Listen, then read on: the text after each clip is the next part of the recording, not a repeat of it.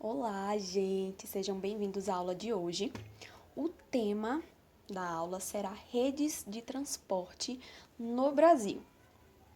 Para a gente começar essa aula, nós vamos entender primeiro a relação entre redes e o espaço geográfico. Vamos lá? Quando a gente fala de rede, nós nos referimos à ligação. Nesse caso especificamente, ligação remete-se à ligação digital.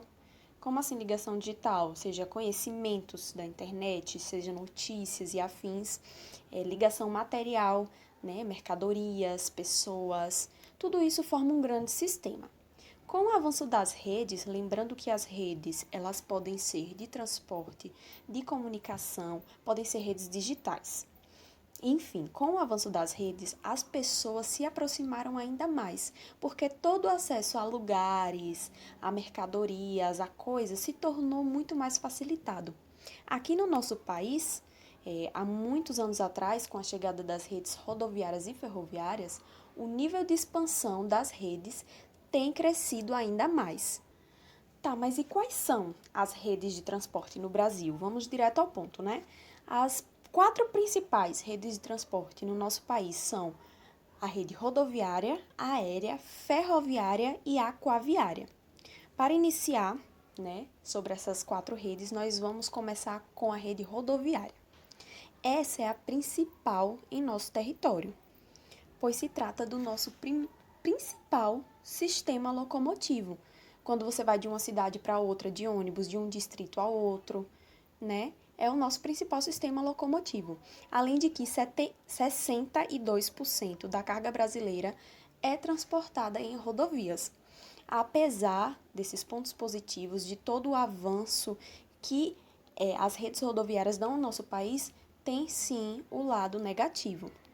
Consequências muito negativas. Por exemplo, há muitos anos atrás, quando começou-se a construção de rodovias, foi necessário que eles fizessem muitos desmatamentos, roubaram territórios indígenas, territórios de pequenos agricultores, de povos que vivem da floresta e fazem isso até hoje. E são consequências muito negativas para o nosso país. Fora o fato que muitas estradas hoje são muito mal conservadas.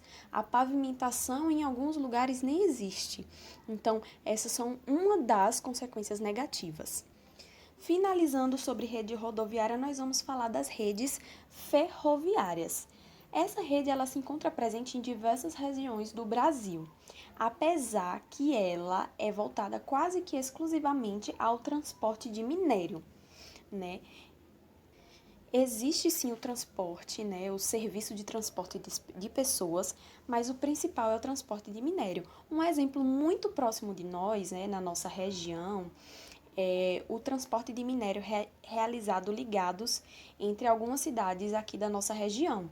Por exemplo, Campo Formoso, Jaguarari, Andorinha, Ponto Novo, Caldeirão Grande, Pindobaçu, Filadélfia, Antônio Gonçalves e Senhor do Bonfim. E é basicamente isso.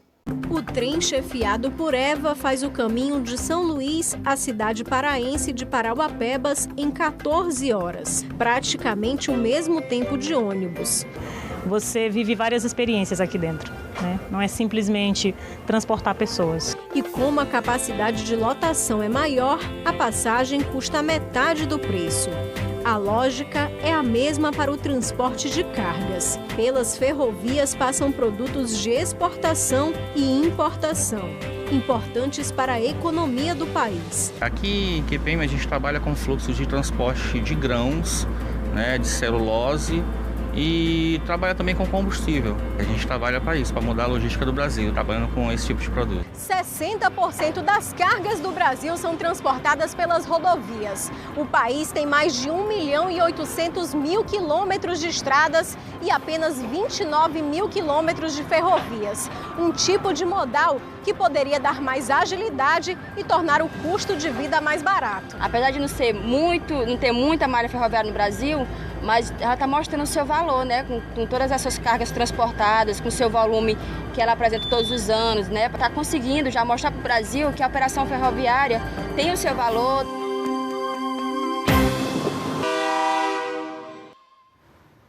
Agora eu irei falar sobre a rede hidroviária no Brasil. Mesmo o Brasil abrigando uma grande quantidade de bacias hidrográficas e possui uma extensa região litorânea ao leste do país, o transporte hidroviário possui uma pequena participação como meio de deslocamento no país. O transporte marítimo é o mais importante, respondendo por quase 75% do comércio internacional do Brasil. O transporte fluvial ele é mais econômico e limpo. Por exemplo, é com o auxílio de navios que é feita a maioria das exportações no Brasil para outros países, como por exemplo exportação de carne para a China, exportação de frutas para a Europa, entre outros exemplos. E o Brasil, como grande exportador que é, deveria investir no crescimento da malha hidroviária, que em 2012 era apenas de 50 mil quilômetros. No Brasil, cerca de 80% das hidrovias internas elas se encontram na bacia amazônica, onde predominam rios planos que facilitam a navegação. Essa bacia ela ocupa grande parte da região norte, onde rodovias e ferrovias são de pequeno número. Sendo assim, o desenvolvimento econômico da região depende das hidrovias. Uma justificativa para a negligência de investimentos nas hidrovias brasileiras é a existência de muitos rios de planaltos, que são mais acidentados e exigem mais obras de correção para facilitar o transporte. Uma dessas obras é conhecida como a eclusa, que ela funciona como degrau ou elevadores para navios. A eclusa, ela nada mais é que uma grande câmara de concreto com dois enormes portões de aço.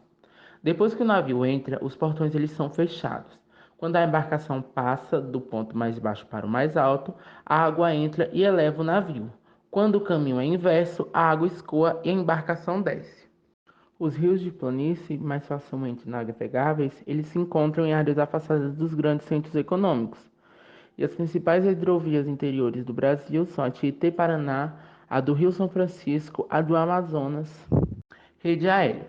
O transporte aéreo é uma modalidade de transporte realizada pelo ar, através de veículos como os aviões, helicópteros, balões dirigíveis, teleféricos, dentre outros. Esse tipo de transporte é utilizado para transportar cargas e pessoas, sendo considerado um dos mais seguros do mundo. Ele também é considerado um dos mais velozes do mundo. É mais utilizado em viagens de longa distância.